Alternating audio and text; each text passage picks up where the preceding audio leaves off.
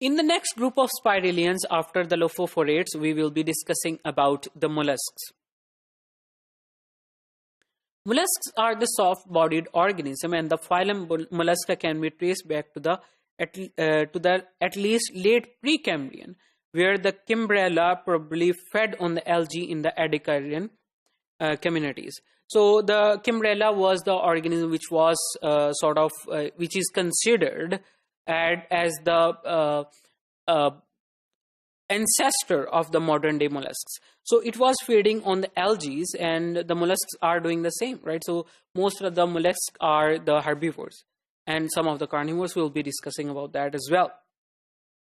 So the early mollusks were characterized by the short-lived unusual forms, and their features were that they were having the mantle, which is a mineralized shell, and the radula, right? So radula is the rasped tongue through which they are, rasping the surfaces, take out their nutrition from there.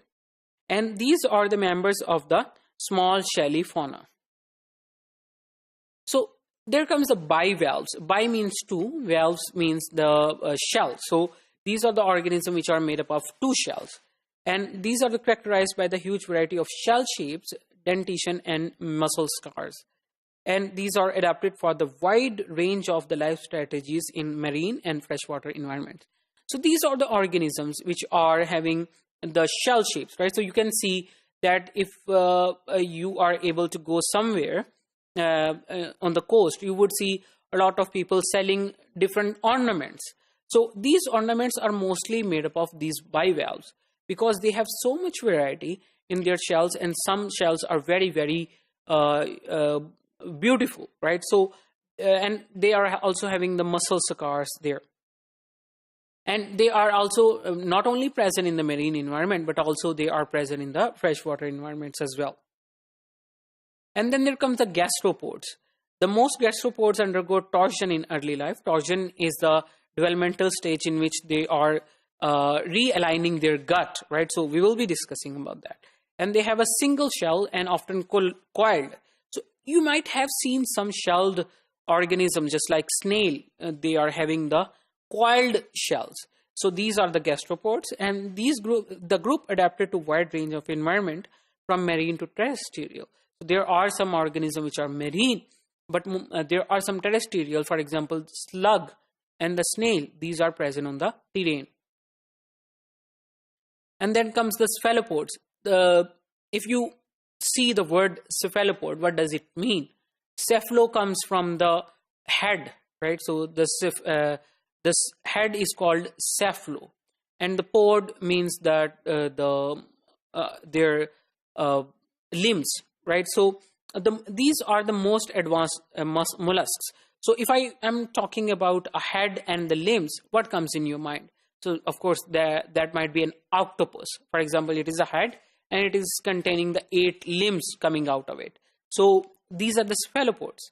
These are most advanced mollusks with the head, with very enlarged and thinking head, right? So the head which is able to have some cognition abilities, senses, and a nervous system.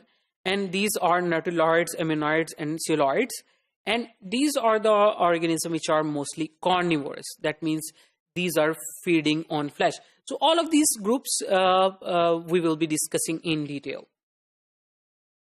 And the mollusks were present during the Mesozoic and developed a number of protective strategies during that era. So what were those protective strategies? They developed robust armor, or deep infaunal life, or multiformity of the shape and color. So robust armor, they made some shells. Deep infaunal life, some of the very, very deep areas of the ocean are littered with the mollusks. The mollusks are living there and they are surviving there. And they also develop the multiformity of shape and color. So they can change their shapes and they can change their color as well. So if you see for example, the octopus, it can change its shape and color very easily. And what about the annelid worms? These are also along with the spiralians, but these are very much related. The Annelid worms were a sister group to the mollusks, and their jaws and scalodonts are relatively common in the Paleozoic faunas, and they both of these have been evolving almost together.